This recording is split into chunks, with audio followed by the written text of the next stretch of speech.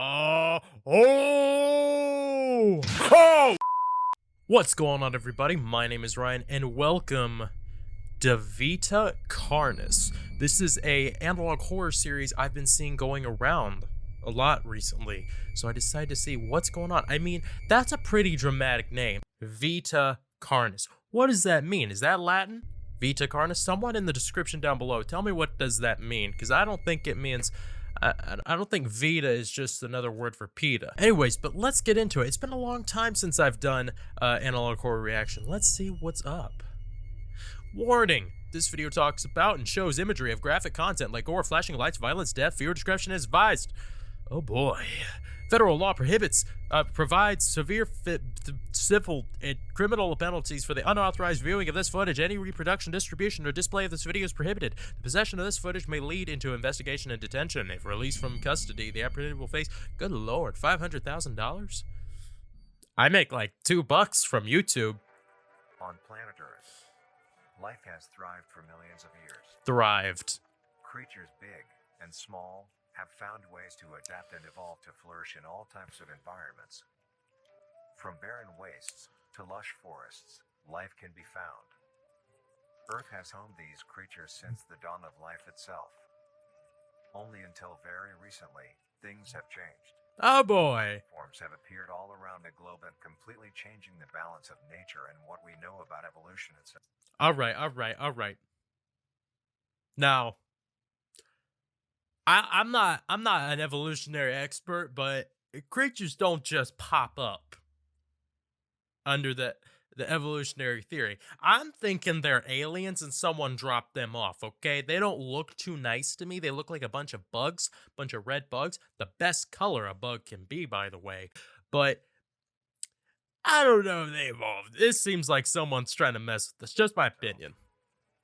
That is why we, at National Living Meat Research, have been studying these new species, trying to help educate everyone about these creatures and their wondrous ways of life. Wondrous. That's not... First, what are these new life forms? Yeah, what are they? Since their explosive arrival across the globe in 1931, there has been much debate on what these newcomers are and where they came from. Are they extraterrestrials coming to invade Earth? Going for that? Or are they demons who come from hell to purge humanity?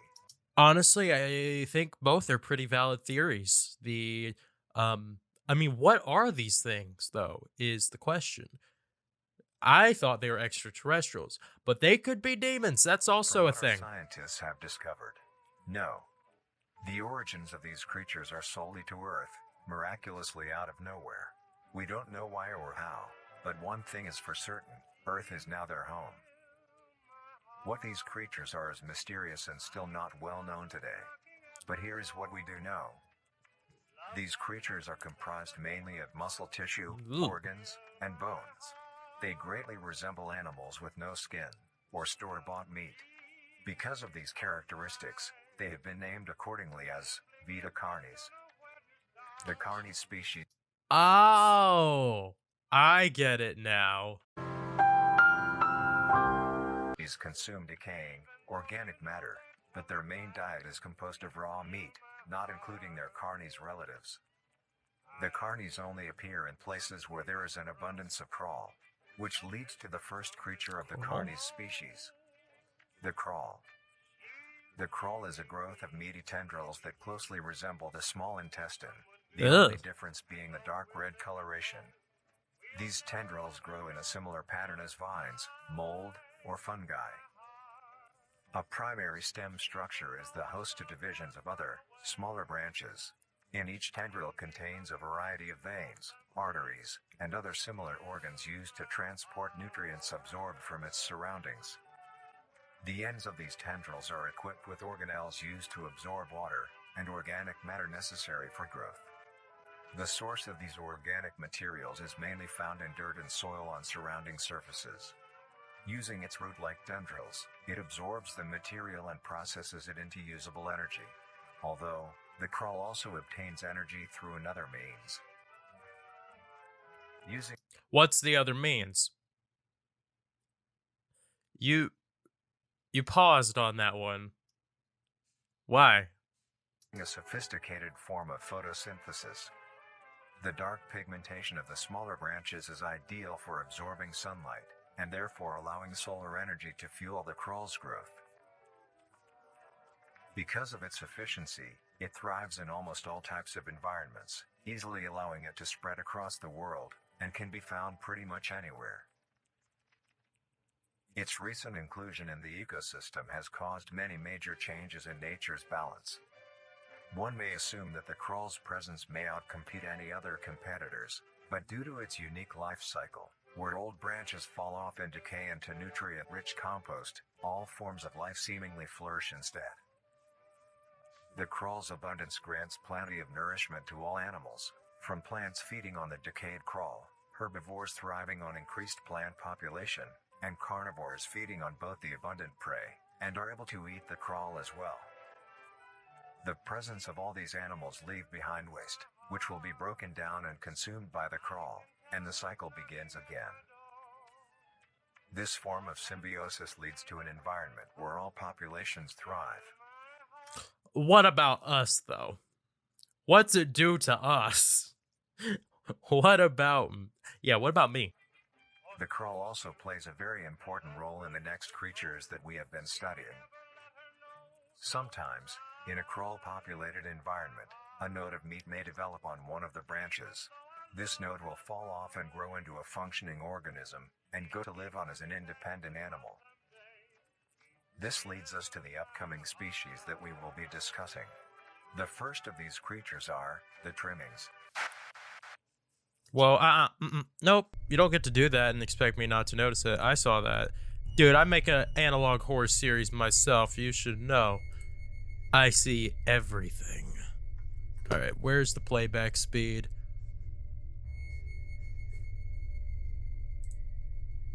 Playback. Like 2.5. What does that say? Once upon a time. Once upon a time, there was a blank kingdom. I'm watching in HD, so I don't know how much more I could. The kingdom was new place and learn what. I can't really read that, but I get the feeling these carnies aren't exactly normal. Let's go on to the next one. Okay, yeah, there's... Oh, wait, I forgot to update the playback speed. Whoopsies. I'm a real YouTuber, guys, I swear. Alright, who's next? The trimmings. Trimmings are small animals that resemble skinned raccoons. They are commonly known to have a plump body, round head, Plump. eyes, nose and ear holes, Ugh. and a gaped mouth. Yeah, They demon. are also equipped with a diversity of limbs. A diversity of All limbs. trimmings are unique, each with a different body shape, number of limbs, and other characteristics. One thing they all share in common is that they are made mostly of meat tissue, and are a maximum of 20 centimeters in length, no larger than a basketball. Its life starts with its separation from the crawl. It will wonder to find anything that is edible and able to consume. Although it is an omnivore, being able to hunt meat and forage for plant matter, trimmings are almost entirely scavengers. Their diet consists of rotting plants and meat, including, but not limited to, fruits, vegetables, roots, seeds, insects, and deceased animals. Although its appearance is unsightly, it is a cowardly creature, only fleeing, screeching, and hiding when threatened.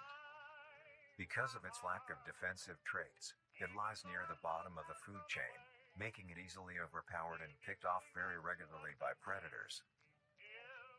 Naturally, its population would eventually die out. This is not the case. The crawl constantly produces a large quantity of trimming nodes, keeping up their numbers. Naturally, trimmings can be found wherever there is abundant crawl. Trimmings grow at a decent pace, reaching maturity at around 7 months, having a maximum lifespan of 2 to 4 years. Although they are plentiful, humanity has no proper way to implement trimmings into society. Their overabundance has even considered them pests, due to them digging through trash bins and making excessive noise at night. Besides all of this, some people still keep trimmings as pets. Okay.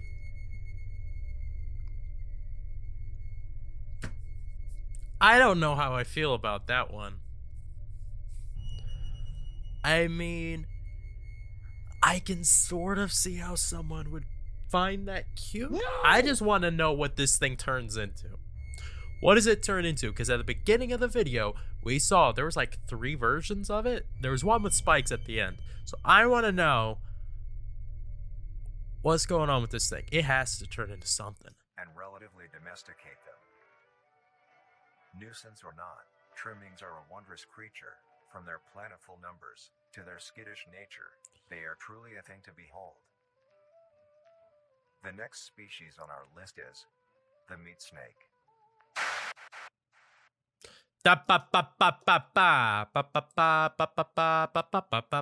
You can't do that because I will use the playback speed. Hey, okay.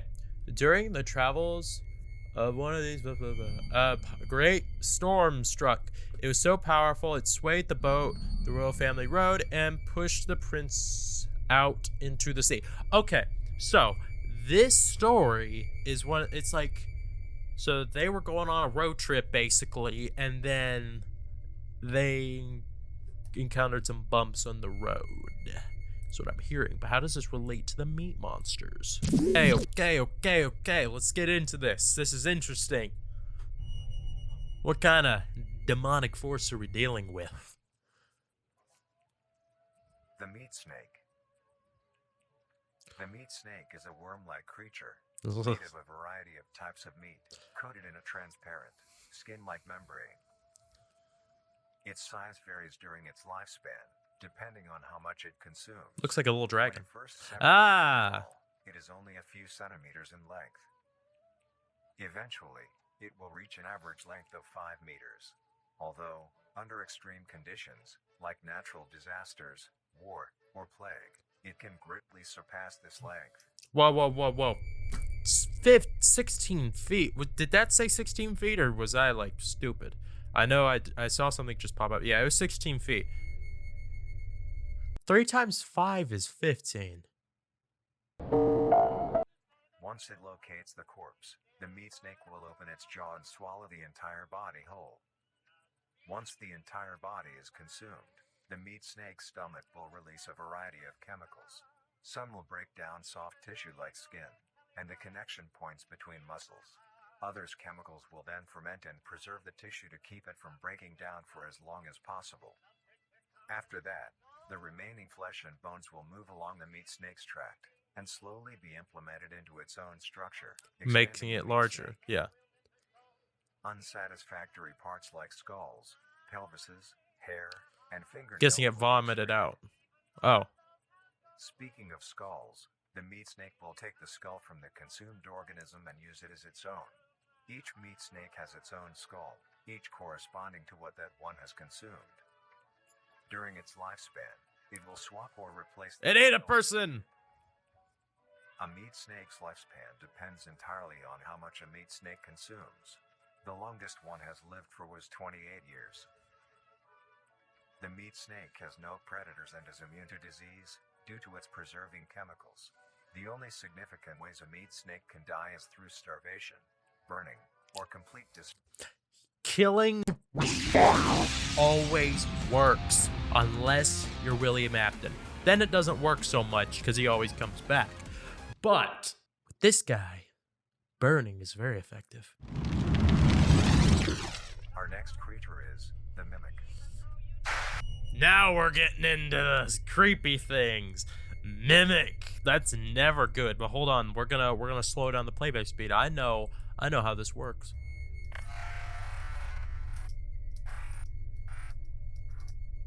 After being stranded at sea, the young prince eventually was cast to an island. Injured, the prince stumbled his way into a nearby cave. The prince used what magic he could to put himself into a healing sleep. Like a coma? The mimic.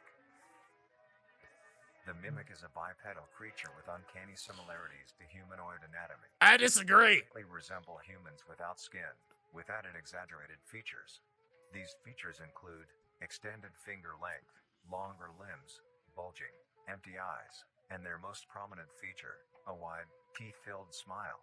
Although it resembles a happy face, this is due to coincidence, and is only how their facial structure is shaped. This guy looks like Chimera. You have a nice face. Diet is comprised entirely of human flesh. Oh, okay, yeah, I figured that was how it was gonna be, but I didn't realize we were. Because of this, they are found solely around human-populated areas. The mimic's life cycle is made of 3 stages. In the first stage, a young mimic separates from the crawl. They closely resemble their trimming relatives, but are thin, sleek, and only have 4 appendages. Alright, stomp In it to this death. stage, the young mimic will hunt small animals, moving on to larger and larger as they grow. Once large enough, it will begin metamorphosis into the next stage of life. Once fully transformed, it will resemble the description mentioned in the beginning. Its hunting style changes and becomes much more complicated. It now stalks and feeds only on humans. It will locate human-populated areas. Hold up, go back. Go back. You can't do that to me. You think you can escape me? I don't know what ant. Stalks and feeds only on humans.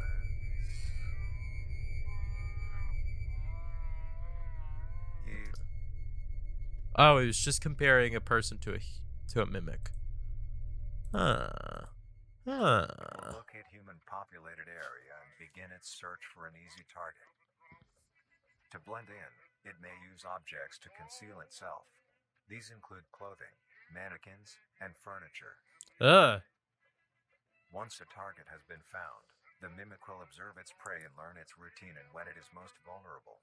This is typically when the human is asleep at night. Oh, no, not when I'm Once the asleep. prey is within position, the mimic will advance silently until it is close enough. The mimic will then execute and immediately begin consumption. Once the mimic has had its fill, Oof. it will leave the scene, a fair distance away from the human population, and begin to digest its meal. Although, in the case that a human is awake, a mimic will use a variety of sounds to either lure or startle the prey into Frick. cornering themselves. It will swiftly attack and kill the helpless target. Oh, no. What's on the screen? There's like a smudge on the screen.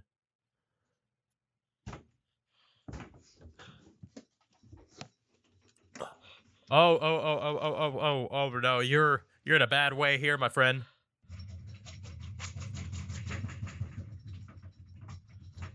You were in a bad way.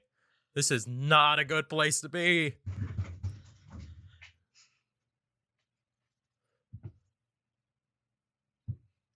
Wait, but it didn't open the door. I didn't hear the door open. Oh, but it's inside the room nevertheless. Oh, you better start saying your prayers now, man. You don't got much time left. Stop breathing. You breathe so loud. Oh no. Oh no. Oh! Because of the obvious threat this poses on humanity, nations around the world have released instructions on how to be able to fend for yourself in a mimic encounter. Here are the instructions. Nah. This sort of thing you don't deal with by saying, oh, here's some instructions on how to be safe from something literally coming and devouring your face. No. That's when you freaking declare war on these freaking red monstrosities. Or black and pale, or whatever they are. You know, however many humans they've had that day. You go town to town, gunning down these mimics. You just execute them en masse. Destroy them all. This is the kind of thing that you start a crusade over. Okay.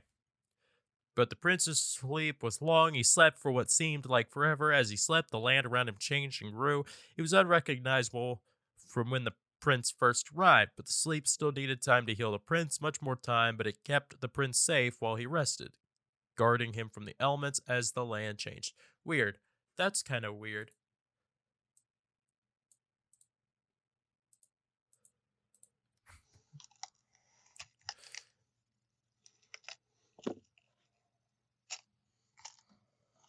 Mmm. Mmm.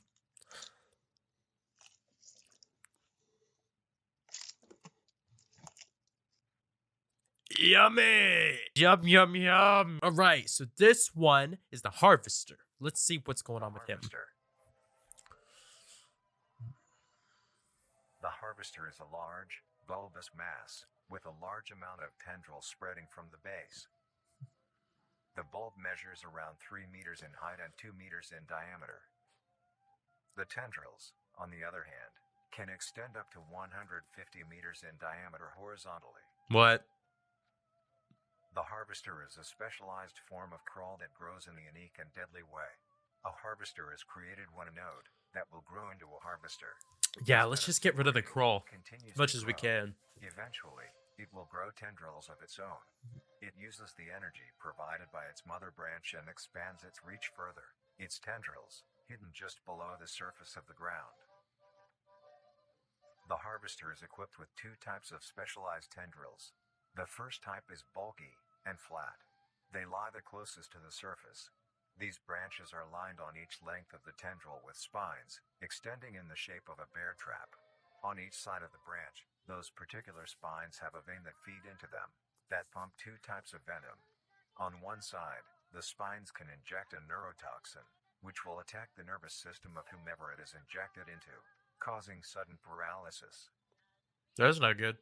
The other side can inject an anticoagulant, which when injected, prevents blood cells from clotting. Whenever a large animal moves across the area armed with these tendrils, the branches will clamp onto the animal and thrash violently. Once the prey has been injected with both venoms, the tendrils will rest and the prey will immediately collapse. The animal will be unable to move due to the paralysis, and the wounds caused by the thrashing spines will not stop bleeding. All the prey can do is lie patiently, until succumbing to blood loss. Once the prey has bled out, the second type of tendrils come in. They lie below the spine equipped once. These branches are thin, but very sturdy. They share similar anatomy to the small branches of the crawl, equipped with organelle that absorbs nutrients. These tendrils sense the blood, and move their way to the surface and begin to absorb the vital fluid. Once the blood has been consumed, the tendrils will wrap around the body and begin to shuffle downwards. This movement loosens the soil and slowly pull the body underground. I'm good. Secure. I'm good. I'm good. There are very few things that get under my skin as much as things pulling you under the ground. I don't like that. I don't want to go under the ground. It's like the ocean, but it's the ground. Like you could swim through water, you can't dig yourself out of a giant hole. Tendrils will continue to feed until there is nothing but scraps. I mean, at least it's dead at this point. Although it is a spectacular creature, No, it's it is not. also very dangerous. What is this urge to call very disturbing behaviors displayed by very predatory animals astonishing, beautiful, all these things? Nature symmetry will not be tolerated on this channel. Do not be a nature simp. Nature is not always beautiful. People, for some reason, always say nature's beautiful. Sometimes it can be beautiful, like a palm tree blowing in the wind. That's beautiful. The sunlight is beautiful, but a giant sun ray, freaking like being unleashed from the sun and smacking Earth, with radiation and a solar storm, basically. No, that's not beautiful. That's bad. That is very not cool. So, moral of the story, don't be a simp for nature. She's not into you. The harvester is decently rare, only populating sparse areas in the northern hemisphere and woodland forests. Argentina is looking real good right now. If you are stung by a harvester, there will be no way of helping you, being that there is no cure, and fatality is 100% positive. The best thing you can Hold up. What was that? What was that? What was that? I saw that. I was slow to react. I was like sort of entranced. Maybe the harvester is already having an effect on me. But he won't get me. Not today. Not ever. No, it's... one Okay. Family attacked by harvester. Authorities refuse to handle a harvester, only putting up warning signs. I would recommend handling it. Building, blah, for her family, blah, blah, blah, her son. Okay, well, it seems like he just got all of them. Yeah, just to be more... Only putting up warning signs to be more careful. No! Blow these things to Kingdom Come. The best thing you can do is avoid encountering a harvester in the first place. If you are hiking, take note of any warnings or signs saying that there are harvesters around. If you also notice an abundance of lush, ground-dwelling plants in a forested area, and there are no signs of wildlife, this is suspicious and you should leave the area, staying close to the base of large trees or rocks. If you find yourself in the middle of a harvester ground, do not panic. Sudden movements may activate the tendrils and will inject you. Although a harvester is rather forgiving, do not risk any skittish movements. Remain calm. If you have any objects with considerable heft, like coats, backpacks, or full water bottles, gently take that object and lightly toss it towards the bulb and away from your escape route. This will activate the spines on where the object lands, distracting the bulb for a moment. You will then slowly begin to do wide shuffles away from the bulb. If possible, throw another object when you are certain you are a fair enough distance away, just to be safe. Continue until you are completely sure you are out of harm's way. You may come out unscathed, but don't be too obnoxious, or you will be a harvester's next meal. Obnoxious? Next up is the host. The what?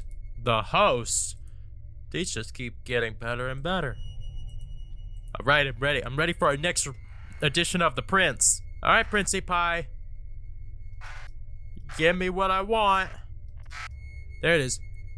The tone of the time of hardship outside the cave. I don't know what that says. During a time of hardship, had others. The critters were struggling.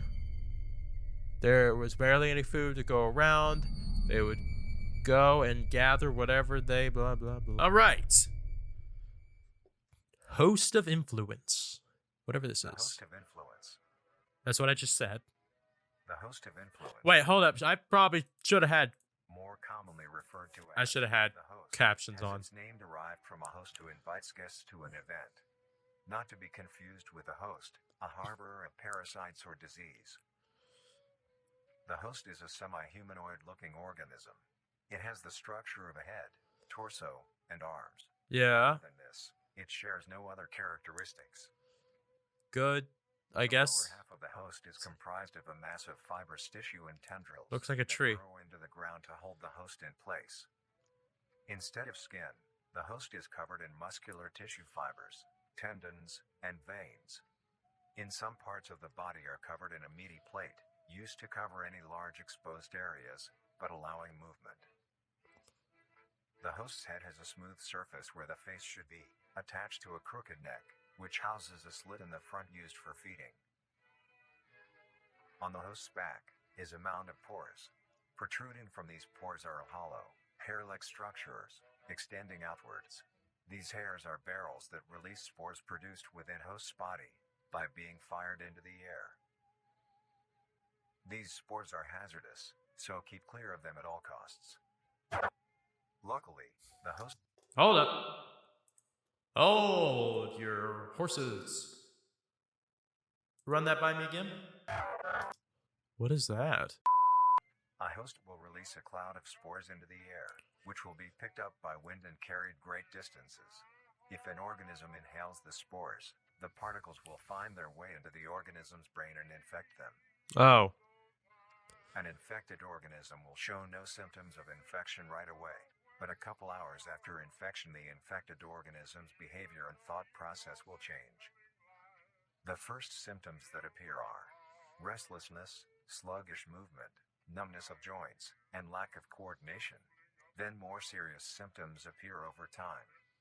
These include dizziness, migraines, impaired speech, Sounds like and me. trembles. Yep, sounds like me. If you or someone you know show these symptoms, contact poison control or emergency services. After a total of 6 to 7 hours after infection, the organism will cease all activities they were previously doing and begin to walk. The direction the infected will walk is towards the host whose spores have been inhaled by the infected individual. If the infected makes their way to the host, they will kneel down in front of it, expose their vital organs, and the host will promptly gut and remove those organs. The host will consume them and discard the leftover scraps. However, if an infected organism doesn't reach the host within a 36-hour span or is treated for their infection, the effects will wear off and return back to normal. Oh, okay. If the host is unable to find prey or doesn't like its current location, it will unroot itself and move to a new location. Oh, it can move. Their scarce numbers and the hazard of being around one makes getting info about the host very daunting. All you need to currently know is that the host is extremely dangerous and should be avoided at all costs. Next. Seems like the host, I don't know. It seems like the host is definitely less dangerous than these two. Because for the host, all you have to do, you could wear like a gas mask. And then you'd be totally fine.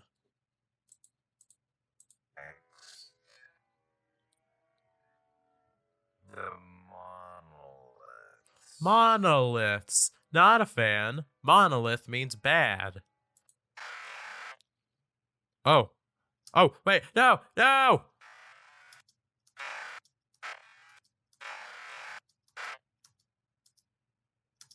Ah! Although, one day, the critters found the cave while searching for food. They found the prince's embrace and in trance in his healing sleep. The critters were so awestruck and enchanted by the prince's magic.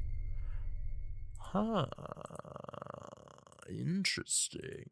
I'm enchanted by his magic. Alright, it seems like, I don't think this one's the last one. But it is the last animal. The monoliths. Look like friendly The creatures. monolith is a very new creature, only showing up in June of 1972, in the area of In Canada? only 7 monoliths, all of them located in a circular position, 1.5 kilometers in diameter. This ring of monoliths surrounds. Ow. The monolith is a Titanic-sized being, measuring roughly 120 meters in height. Each monolith has 2 trunk legs. Wait, hold on. How big? The legs connect to a torso. Oh my gosh. The monoliths do is simply stand and do nothing. The only Lazy activity bums. documented that the monoliths have done was in. During this period, they were extremely aggressive. When the group of Okay. were making their way to the city, the monolith that they had passes roared a deep bellow and swung its appendages at the team, completely wiping them out. When military vehicles were dispatched, once they got close enough top the monolith, it roared another call, this time releasing an EMP blast, completely knocking the vehicles out in the vicinity. Finally, long-distance rockets were fired and struck the creature.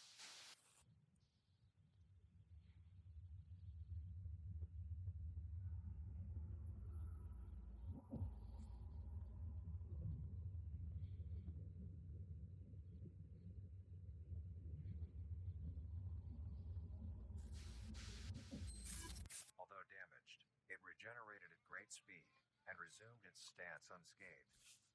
Eventually, the area has been fenced off and is now restricted to all. Ever since, the monoliths stand silently, now only a grand spectacle of awe and mystery, only adding more questions to these meat beings. And finally, the last creature on this list is marvelous and majestic world that exists today. It's as extraordinary to have such strange. Hold up. Whatever was that thing? Whatever that was, I want to see it. I don't even know what annotations are. Where are annotations?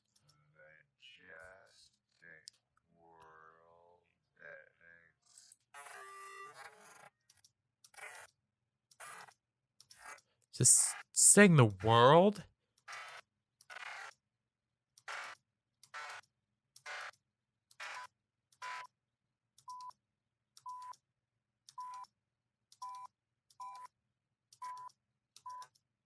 Aha! What does this say? What is this creature? They here? Are they dangerous? Thought was brought, whatever, blah, blah. This creature could use its magic to help them. It may grow food, cure sickness. They continue to argue about the prince and his magic, blah, and of the agree that the prince was dangerous. And they what? Okay, I didn't understand. Someone comment down below whatever that was supposed to mean. I didn't get it. Marvelous and majestic world that exists today. It's as extraordinary to have such strange and mysterious beings appear all around us. Thank you for joining us on this journey of exploration and discovery of the lives of these living meat creatures. I'm not a huge fan of these things, is the thing. More to come. That's terrific. That's amazing. I'm so glad. What are all these things? Guide to owning pet trimming. Cook at home. Interesting. Okay, well, there's still a solid bit of this series to go, so if you guys want me to, I'll come back to the series and we'll watch the rest of these videos. This is really interesting. So if you guys want me to, I'll come back to this and we'll do another video about it. So thank you very much for joining me, ladies and gentlemen. Please do like and subscribe, comment down below, and make sure to check out my analog horror playlist with all the other videos I've reacted to. As always, thank you for watching, and I shall see you all in the next video. Bye-bye.